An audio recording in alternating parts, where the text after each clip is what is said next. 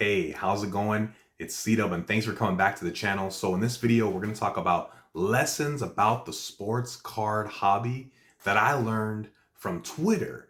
So you're probably wondering, how are you going to learn stuff from Twitter? Well, I went ahead and I sent a tweet out there and I asked people to share, hey, what are some lessons that you've learned, maybe the hard way? And so I got some pretty good feedback. And so I just want to kind of go through those. The reason for this is, so maybe if you're new to collecting or you're new to the hobby, maybe you can learn from these mistakes that people already went through. So let me know what you guys think. Also, quick little shout out to some of the recent subscribers to my channel. I got Christopher Medina, Football Prospector, Kelly Malone, which they also have their own channel. It looks like Kelly Malone Cards, so check them out. Also, I have 12 Again Sports and Outdoors and Bobby's Random World. Just really want to say really quick, appreciate everyone who has subscribed, liked, and commented on any of my videos. All right, let's go ahead and get into this. So you might notice I'm looking over here. So I actually have the information from Twitter on my computer. So if it looks like I'm looking away, that's what I'm looking at. All right, so here we go. So the tweet that I posted said, "It's Friday. What's one lesson that you learned the hard way in the hobby?" And I'm just going to go through these and we're just going to go through and I'm just going to let you guys know what they are. So, all right, first one says, "Sold all my football rookie cards at book value. Did I mention it was when the first issue of Beckett Football came out?" Man, that's a long time ago. So this guy, he says it looks like he's a little bit upset. He missed out on some value. Sometimes if you sell a car, you sell it too early or too late or the wrong time, then you might not get the value that you could have gotten, right? So, all right, next person. All right, let's see. Next person says, "Despite my best efforts, I'm just not a fan of Panini Chronicles." Okay, so sometimes that's true. Sometimes you can learn that as you collect, as you get new sets, new brands. Obviously Panini makes a lot of brands. I guess that's what they're called. Prism, Optic, Contenders. In this case, Chronicles. And this person's saying, hey, they're just not a big fan of it, and there's nothing wrong with that. Sometimes you got to realize what you really like when you're getting into collecting. This person says that you could rearrange the letters in hobby to you can't rearrange the letters in hobby to spell a new word. All right, let's move on. "Always get tracking when mailing a sold item." Okay. So this guy, or gal, sorry, I don't know exactly, but maybe they sell on eBay and they're just stressing the fact that, hey, get tracking. You just never know. I've seen stories where someone says they ship something to the person who bought the card and, hey, I never got it. But hey, if you have tracking, you can be assured that, hey, it's going to get there and you can always track it if there is issues, right? So definitely a good one. I feel bad for that person if they lost something or if something was shipped and the person claimed it was lost. All right, let's keep going. The next person says, "I decided to buy the cards I'm chasing. It's much cheaper, although less fun. Ripping packs and buying breaks is addicting and fun, but it costs too much and I end up with a lot of bulk base that I don't want." Okay, so yes, I feel like I've kind of learned this too. I spent a lot of time buying retail wax, as you guys may have seen in my older videos. But as I started even collecting more and more, I'm like, maybe there's certain players that I want to go after. But what they're saying is that they'd rather just go after the specific cards because you end up with a lot of stuff that you may not want. So here's a question. If you guys are in that predicament, maybe you have extra stuff that you don't want. How do you go about dealing with it? Do you donate it? Do you sell it? Do you trade it? What do you guys do? Add it in the comments. This next person says, "Never buy a PSA 3 when a PSA 6 exists, regardless of the price." And so I was like, okay, well, when I saw this, I was like, well, what if you see a card that you really like? You could only afford the PSA 3, I would say go after and get that. I responded to this and the guy was just like, "Oh, well, it was a joke. I was hopeful the card community had humor in making a joke about the delta between a 3 and a 6. Wishing everyone a fun weekend." Okay, so Anyways, but let's just keep it going. Let's just keep it rolling. All right, here we go.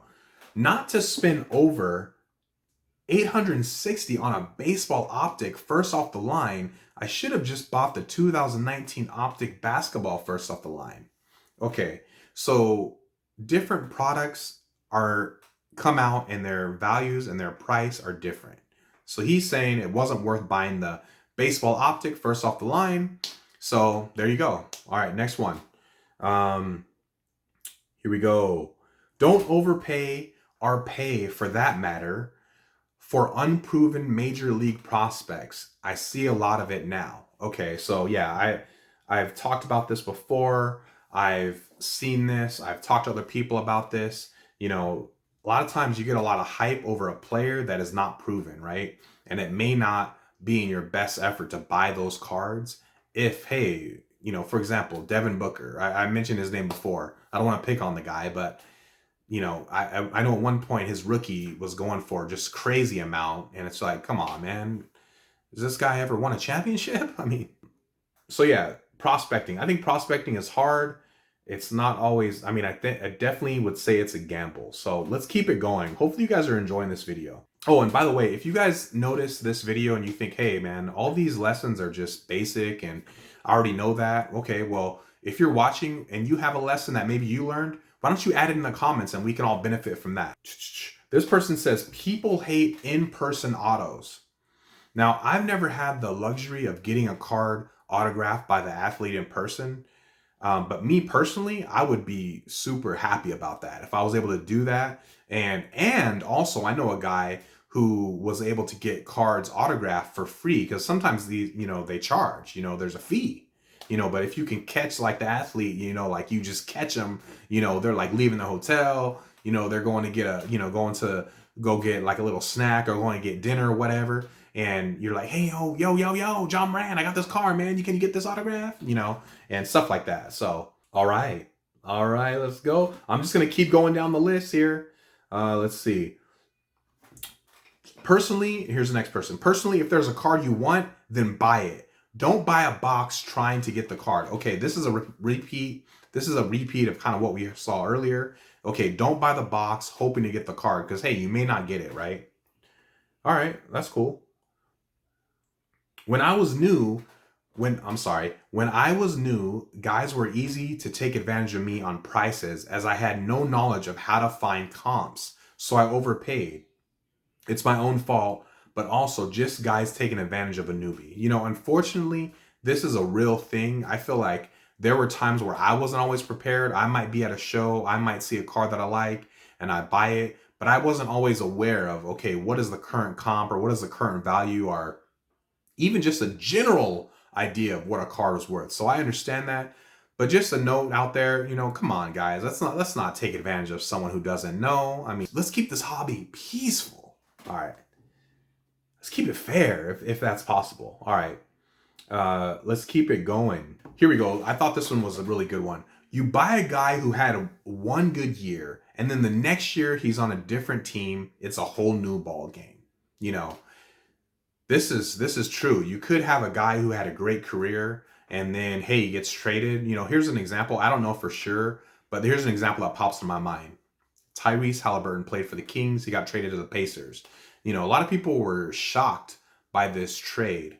You know, and maybe that's an example. Who knows if maybe people are used to seeing him in that Kings jersey and they may not want to buy him in the Pacers jersey. So I don't know. Let's see how his career goes. And maybe that might be a good example. What do you guys think? All right, let's keep going. Be very careful buying Michael Jordan rookies. Had a Fleer and Nike promo both come back. I think this guy's saying that he sent these to PSA. Questionable authenticity from PSA with the facepalm in the tweet. You know, so this guy, man, okay. Donnie, I feel bad for Donnie. He had this Michael Jordan rookie. He had the Fleer and Nike promo. Both came back. Oh, man, that would be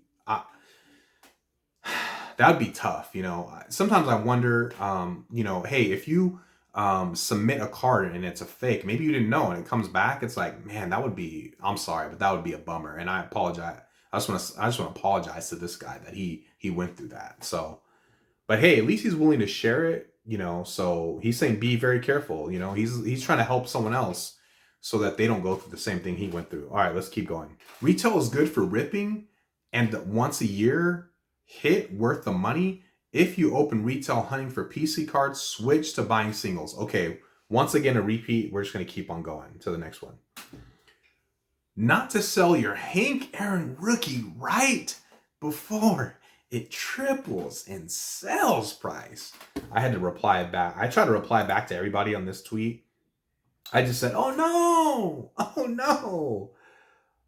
Man, could you imagine you sell it and then it triples?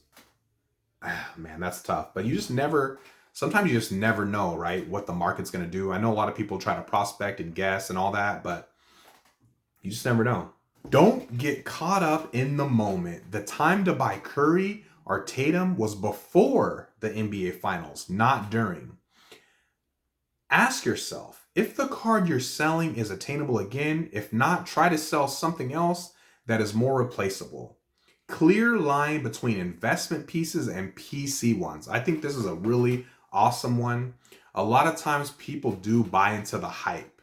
They'll buy something that is already hyped, and who knows how the value of that car is going to go. But honestly, for me, I would say up to this point, I'm primarily, mostly a collector. So as far as investing and stuff like that, that's not really something that I would say I have a lot of experience in. I'm more of a collector, but what he's saying is you got to focus on the timing. You can't just get caught up in the hype. He says, ask yourself if the card you're selling is attainable again. If not, try to sell something else that's more replaceable. Basically, if you can get this card again in the future and it's not that big of a deal, then maybe don't sell it. You know, maybe do sell it. Maybe the fact that you can get it in the future means that it's okay to sell now. He said, have a clear line between investment pieces and PC ones. Okay, yeah, I think that's a good one. You know, I know a lot of guys, they will PC particular players and then spend money on other cards that they want to invest in, or maybe flip, or maybe trade those for another card that they can get to add to their PC. So there you go.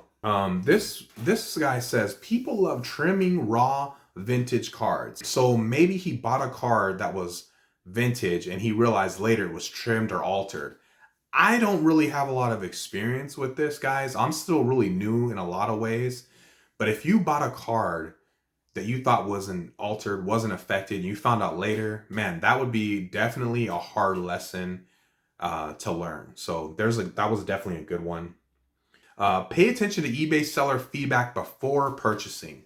Yeah, this is a great one. I've been doing this more and more. If I go check on eBay, I definitely look at their feedback. I look for any negative feedback, and it kind of gives you at least somewhat of a confidence level of, hey, should I buy this card or not from this person? All right, here, I'm going to end off with this one.